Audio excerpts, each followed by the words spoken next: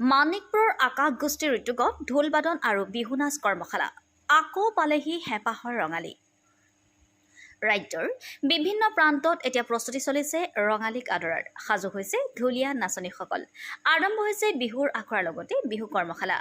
নামনি অসমৰ বঙাইগাঁও জিলাৰ মানিকপুৰৰ আকাশ গোষ্ঠীৰ উদ্যোগত 10 মাৰ্চৰ পৰা 16 মাৰ্চলৈ 7 দিনীয়াকৈ মানিকপুৰ লক্ষ্মী মন্দিৰ প্ৰাংগণত একাদশ বাৰ্ষিক ঢোল-বাদন আৰু বিহু নাচ কৰ্মশালা অনুষ্ঠিত কৰিছে।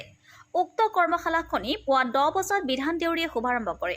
এই কৰ্মশালাত মুখ্য প্ৰশিক্ষিকা DY 365ৰ ৰাংঢালী নাচনী 2017, লখিমপুৰৰ বিতপী গগৈ, মুখ্য প্ৰশিক্ষকদ্বয় অভয়াপুৰী ৰথিন বৰ্মন, সৰ্বগড় ৰঞ্জিত দাস সহ প্ৰশিক্ষক ৰাতুল ৰায়, সঞ্জীৱ ৰায়, ধৃতিস্মিতা ৰায়, মাইনু দাস, নৱনীতা নাথ, প্ৰেৰণা দাস উপস্থিত থাকে। সৰ্বগড়ৰ পৰা শহীজুল আলীৰ ৰিপৰ্ট, অৰুণোদয় অসম।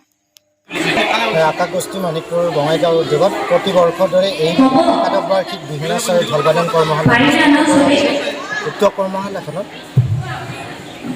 কৰ্মশালাখনত প্ৰশিক্ষিকা হিচাপে উপস্থিত হৈছে আমাৰ মাজত DY 365ৰ শ্ৰেষ্ঠ ৰাংঢালী নাচনী লখিমপুৰৰ জীয়ৰী বিতপী গগৈ আৰু লগতে আছে মানিকপুৰ অঞ্চলৰ বিভিন্ন